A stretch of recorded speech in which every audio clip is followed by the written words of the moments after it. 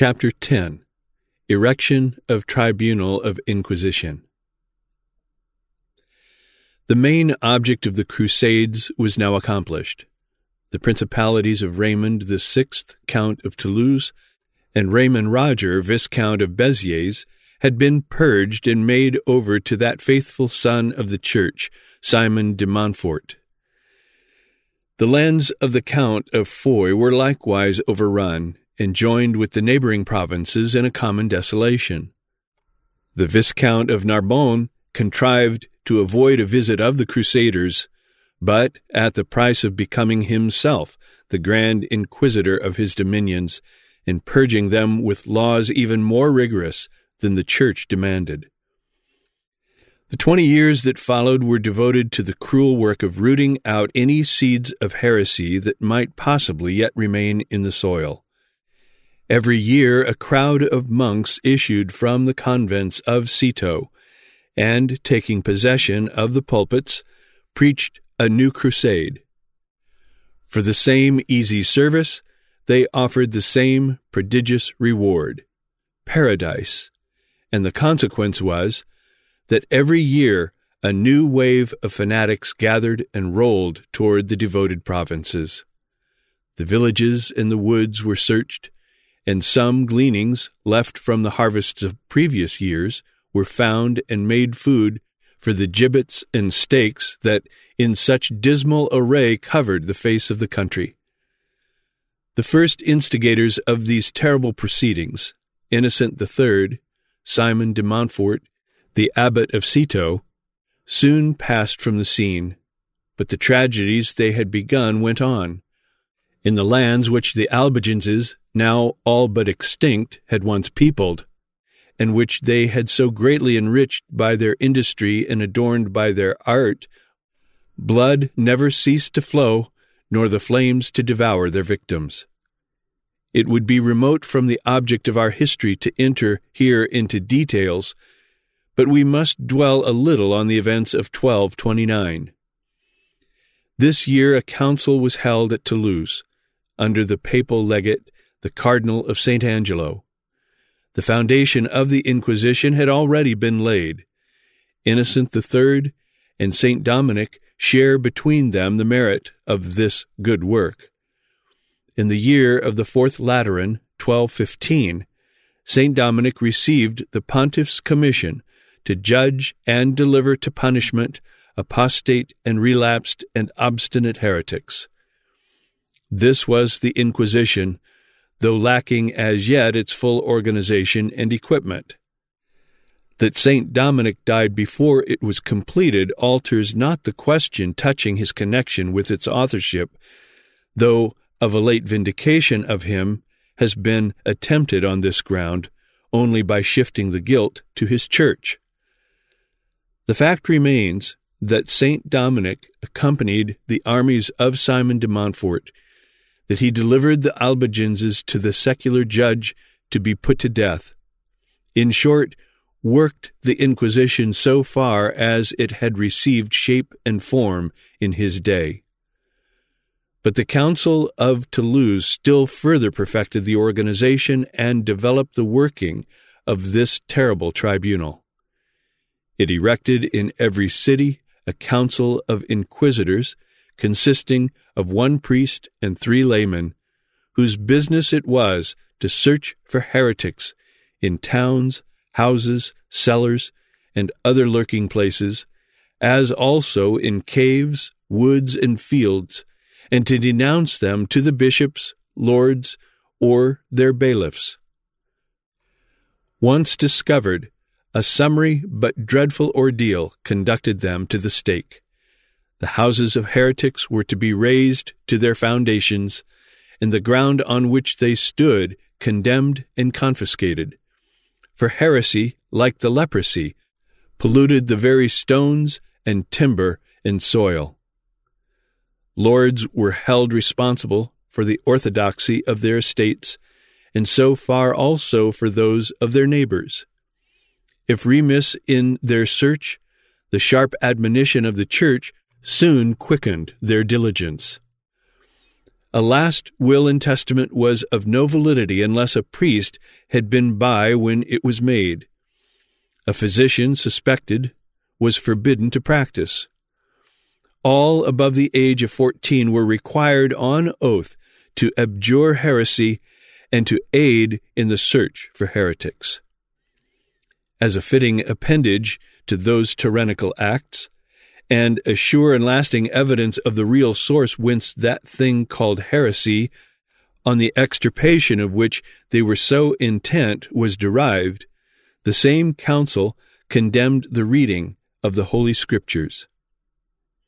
We prohibit, says the 14th canon, the laics from having the books of the Old and New Testament, unless it be at most that anyone wishes to have, from devotion, a psalter, a breviary for the divine offices, or the hours of the Blessed Mary. But we forbid them in the most express manner to have the above books translated into the vulgar tongue. In 1233, Pope Gregory IX issued a bull by which he confided the working of the Inquisition to the Dominicans. He appointed his legate, the Bishop of Tournai, to carry out the bull in the way of completing the organization of that tribunal which has since become the terror of Christendom, and which has caused to perish such a prodigious number of human beings. In discharge of his commission, the bishop named 2 Dominicans in Toulouse and 2 in each city of the province to form the Tribunal of the Faith, and soon, under the warm patronage of St. Louis IX of France, this court was extended to the whole kingdom. An instruction was at the same time furnished to the inquisitors, in which the bishop enumerated the errors of the heretics. The document bears undesigned testimony to the scriptural faith of the men whom the newly erected court was meant to root out. In the exposition made by the Bishop of Tournai of the errors of the Albigenses, says Sismondi, we find nearly all the principles upon which Luther and Calvin founded the Reformation of the 16th century. Although the Crusades, as hitherto waged, were now ended, they continued under the more dreadful form of the Inquisition. We say more dreadful form, for not so terrible was the Crusaders' sword as the Inquisitor's rack, and to die fighting in the open field or on the ramparts of the beleaguered city was a fate less horrible than to expire amid prolonged and excruciating tortures in the dungeons of the Holy Office. The tempests of the Crusades, however terrible, had yet their intermissions. They burst, passed away, and left a breathing space between their explosions. Not so the Inquisition. It worked on and on, day and night, century after century, with a regularity that was appalling. With steady march, it extended its area till at last it embraced almost all the countries of Europe and kept piling up its dead year by year in ever larger and ghastlier heaps. These awful tragedies were the sole and deliberate acts of the Church of Rome. She planned them in solemn council, she enunciated them in dogma and canon, and in executing them she claimed to act as the vicegerent of heaven, who had power to save or to destroy nations. Never can that church be in fairer circumstances than she was then for displaying her true genius and showing what she holds to be her real rights. She was in the noon of her power. She was free from all coercion, whether of force or of fear. She could afford to be magnanimous and tolerant, were it possible she ever could be so, yet the sword was the only argument she condescended to employ. She blew the trumpet of vengeance, summoned to arms the half of Europe, and crushed the rising forces of reason and religion under an avalanche of savage fanaticism. In our own day, all these horrible deeds have been reviewed, ratified, and sanctioned by the same Church that 6 centuries ago enacted them. First, in the syllabus of 1864, which expressly vindicates the ground on which these crusades were done, namely, that the Church of Rome possesses the supremacy of both powers, the spiritual and the temporal, that she has the right to employ both swords in the extirpation of heresy, that in the exercise of this right in the past she never exceeded by a hair's breadth her just prerogatives, and that what she has done aforetime she may do in time to come, as often as occasion shall require and opportunity may serve. And secondly, they have been endorsed over again by the decree of infallibility, which declares that the popes who planned, ordered, and by their bishops and monks executed all these crimes were, in these as in all their other official acts, infallibly guided by inspiration. The plea that it was the 13th century when these horrible butcheries were committed, everyone sees to be wholly inadmissible. An infallible Church has no need to wait for the coming of the lights of philosophy and science. Her sun is always in the zenith. The 13th and the 19th century are the same to her, for she is just as infallible in the one as in the other. So fell, smitten down by this terrible blow, to rise no more in the same age and among the same people, the Protestantism of the 13th century. It did not perish alone. All the regenerative forces of a social and intellectual kind which Protestantism even at that early stage had evoked were rooted out along with it.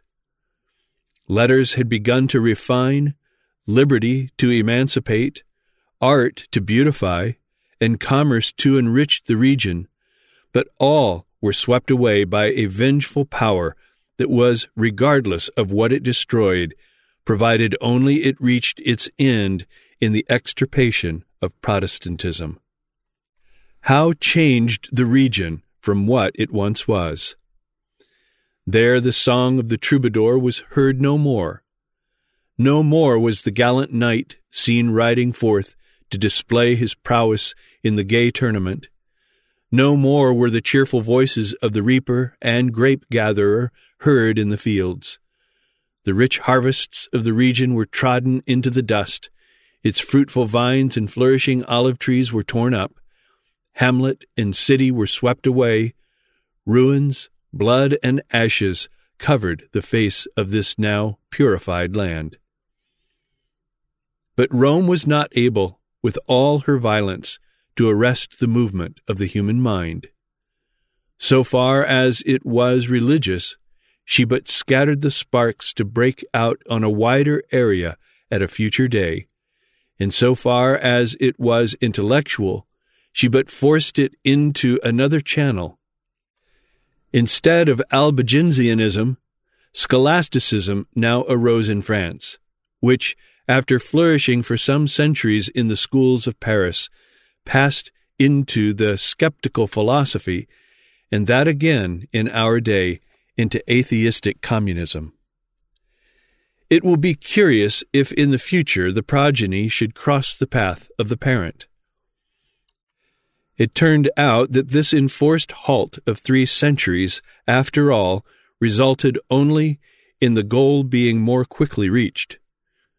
While the movement paused, instrumentalities of prodigious power, unknown to that age, were being prepared to give quicker transmission and wider diffusion to the divine principle when next it should show itself. And further, a more robust and capable stock than the Romanesque, namely the Teutonic, was silently growing up, destined to receive the heavenly graft and to shoot forth on every side larger boughs to cover Christendom with their shadow and solace it with their fruits.